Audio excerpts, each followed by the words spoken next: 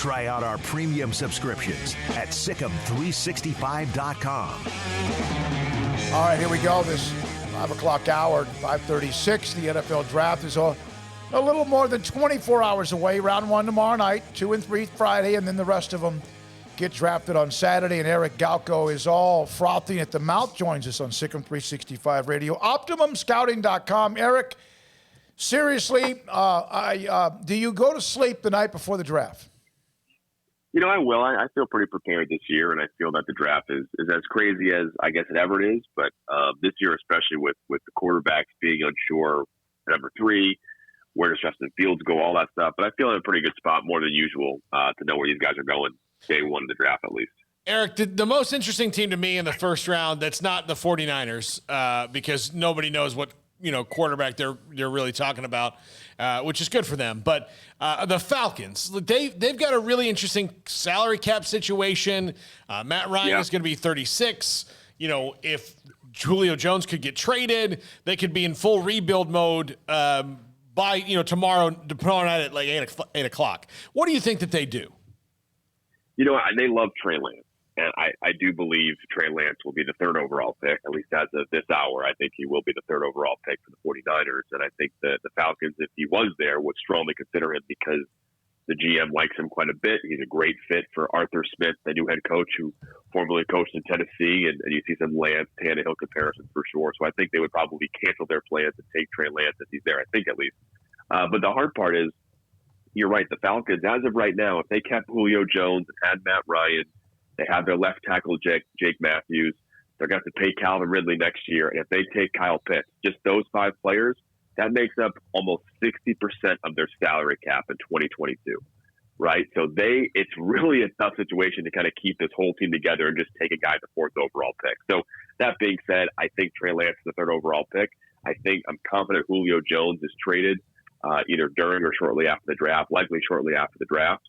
And then they start to kind of retool around Kyle Pitts with the 4th overall pick and start to slowly find their next quarterback either on day 2 or day 3 of the draft, or more likely in the 2022 NFL draft, and kind of ride Matt Ryan for at least 1 to 2 more years. So, Eric, I grew up a Washington football team fan. I'm very intrigued by where they sit. Obviously, quarterback, they brought in Fitzpatrick, but they could still go that way. I'm seeing a lot of mocks with, Trey Lance. I really hate the idea of them taking another quarterback highly when they could add a receiver or someone like that. What do you think Washington does? Oh, Washington, like most teams, would love Trey Lance. And I can tell you that for most teams, the top 3 quarterbacks were Trevor Lawrence, Zach Wilson, and Trey Lance. And I think for a lot of teams, and in part because of his upside, in part because of his personality, Trey Lance is highly coveted by teams around the NFL, right? So if he fell the 4th pick, the Falcons would take him. If they didn't want him, there'd be teams offering 3 first-round picks for Trey Lance. And I think he's that special a player myself. And Washington's one of those teams. That being said, I don't think he's going to make it to the 8th overall pick with Carolina, who I think Washington would trade with to get Trey Lance. I think Washington won't have a chance to get a quarterback. And I think you're right that Washington football team shouldn't reach on a quarterback. I don't think they will in the first round. They probably won't take one at all in the draft if that's the case. And I think they could add more to their offensive arsenal. A guy I think is really intriguing for them, and I think Washington fans may not like it, is actually a guy like Travis Etienne. I know Antonio Gibson was impressive last year, but he's not really – him and Etienne can be a really dynamic 1-2 punch in that backfield. They already have Terry McLaurin and Curtis Samuel. That's 4 really explosive players. For a quarterback, if Fitzpatrick can kind of game manage a little bit, but whoever that next quarterback is can have a lot of weapons. So I think you're right. I think Washington wants to go weapons if they're there. But if they stay put at 19, my final mock draft is going to have Jeremiah Owusu-Koramoah, a linebacker from Notre Dame, with the 19th overall pick for Washington. Well, and that makes sense for them because they got an incredible defensive line. It's young, it's active, It's disruptive. Their corners and defensive secondary is okay, but they do need somebody to get that done. So how many quarterbacks do you think will get drafted for sure? And then how deep can it go if people panic and want to move up in the first round so they can get that 5th year? Yeah, I think it's just going to be the 5 quarterbacks go. I think all 5 quarterbacks will go in the first round in the top 15 picks. I don't foresee anybody, whether it's Trey Lance or Mac Jones. The other one's going to go, in the back half of the top 10. I think Justin Fields to New England is what I think is very possible right now. But I think it's going to be those 5 quarterbacks only in round 1. And I think what's important is it's easy to get excited to say, hey, now that those 5 are gone, who's the next quarterback? But there have been many years where there is no second-round quarterback. And I think this year, Kellen Mond maybe has a few teams that like him quite a bit. Davis Mills of Stanford, a few teams that like him. 1 or 2 teams like Kyle Trask. But none of these teams feel that these guys are starters, which means they're not going to be second-round picks. And some teams feel they're more project-based versus ready to play, and maybe not third-round picks. So we could very riskily have just 1 quarterback taken on day 2 of the draft and then a few more on day 3. So I think it's going to be closer to maybe 9, maybe 10 quarterbacks overall, but I think it's 5 in the first, 1 to 2 on day 2, and then a few more on day 3. It's a very top-heavy quarterback class because a lot of top quarterbacks stayed in school and took that extra year of eligibility. What do you make of Teddy Bridgewater to Denver and how that affects their position? Is that maybe kind of a stopgap for Drew if Drew Lock doesn't get any better and they don't get anybody at 9 that, like Mac Jones or Justin Fields? Yeah, I think for one, the first point is they already have a relationship with Teddy Bridgewater. They like him as a player, right? Their new GM, George Payton, drafted Teddy Bridgewater when he was the number 2 guy in Minnesota. So they have a relationship there. I think the Broncos had enough cap space. They had an extra draft pick to spare. And it was a good bargain for them. They're not paying his entire salary. I think it just made sense to have Bridgewater and Drew Lock competing. Now, if I can go further, kind of reading the tea leaves on that, why now? Why today do you do that? Why do you trade for Teddy Bridgewater the day before the draft? Usually teams make trades, especially this close to the draft, when they get new information. I learned something, now I'll make a new decision. And that gives me a little more of a wrinkle and a little more confidence in saying, hey, I know Denver, if Trey Lance became available past the 3rd overall pick, they were going to do whatever it took to get Trey Lance, and they traded for Teddy Bridgewater today. And that maybe gives you a little more guidance on what's happening above them in the draft overall. So I don't think Denver Broncos are going to take a quarterback in the first 3 to 4 rounds. They're a team that maybe late in the draft, they take a Jamie Newman from Wake Forest or Ian Book from Notre Dame. But I think that gives you a lot of signs on what Denver is and is not going to do, but also what the Denver Broncos believe is going to happen before them in the top 10.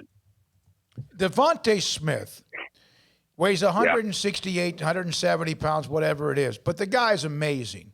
Is there a chance that there are people that won't draft him because of his size if they need a wide receiver?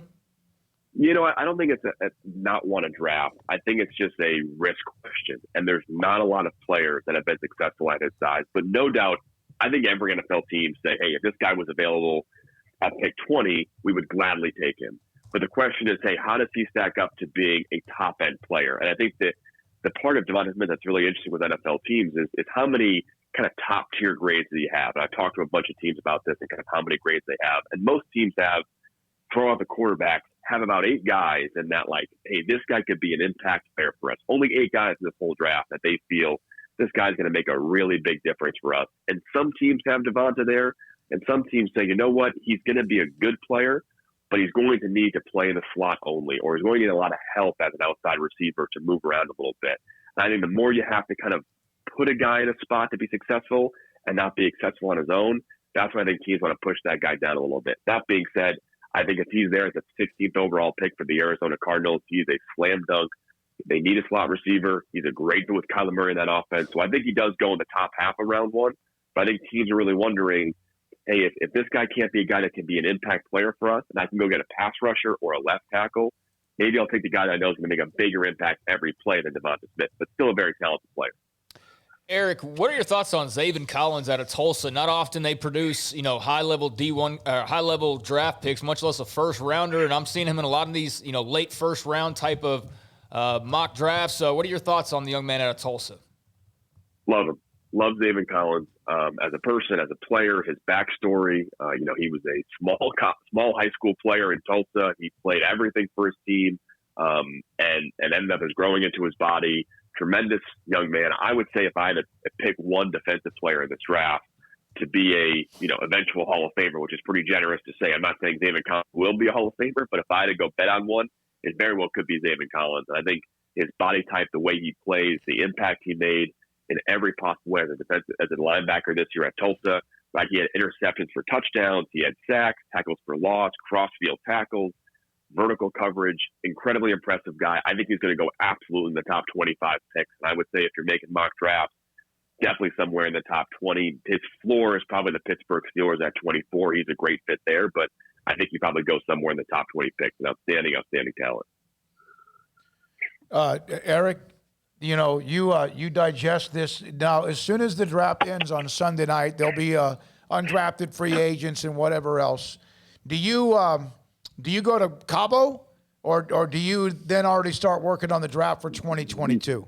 I go right back to work. I was announced as the new director of football operations and player personnel for the East-West Shrine Bowl. So that was announced on Monday. So I'll be taking over that All-Star game, hopefully one of the premier events in the NFL draft cycle. And I've got a lot of work to do to get that game into a spot where we're on the same level, if not above the Senior Bowl, and be an impressive part of the All-Star game circuit. So I'm back to work May 1st for sure, and working for the 2022 East-West Shrine Bowl. And I apologize because I saw that the other day, and I bookmarked it, and I just totally forgot to send it to you guys. But, yeah, congratulations on that, man. Wow. That's pretty cool. Did you tell everybody we're the ones that put you in that position? I mean, we've had you on for what, Paul? You guys didn't read the press release. You didn't read the press release. I quoted you in the press release for sure, so go check it out. No, you did not. Stop. If you did, that's amazing. But you did. Golly, that's fantastic. That's good for you, Eric. Congratulations, man. We knew you when you were 12. All right. Good luck. Seriously, you do an incredible job. It's amazing. And get some sleep because you'll need it. All right? Okay. Yeah, Eric. Awesome. Have fun this weekend, guys. Okay. Go ahead. Eric. No, I was just going to ask, we always hear every year, like next year is going to be the year for the quarterbacks, or next year is going to be the year for this is the most talented class. What is the very early preview on like the 2022? Is that going to be when we see, a bunch of running backs or a bunch of, what's kind of the early details on that? It's a great question, and it's something we talk to NFL teams a lot about with me and my team, because it's important to kind of keep in mind what's coming next year, so you don't reach on a guy this year. And that's why you might not see a lot of pass rushers go too early in this draft, because next year has 6, 7, 8 guys that would probably be up for the number one pass rusher in this draft class. So pass rusher is a position next year where if you can wait on one this year, if you're the Dallas Cowboys, let's say, maybe you don't take one in the first 2 rounds, because no matter what, you're going to be able to trade up for one and get a top one next year. So that's the position next year. And outside of that, quarterback, people say it's a bad class. It's a just fine class. Every year there's a quarterback to go grab. Every year there's a Zach Wilson or a Joe Burrow. So quarterback would be just fine, but edge rusher is the one next year that's going to be a really important class.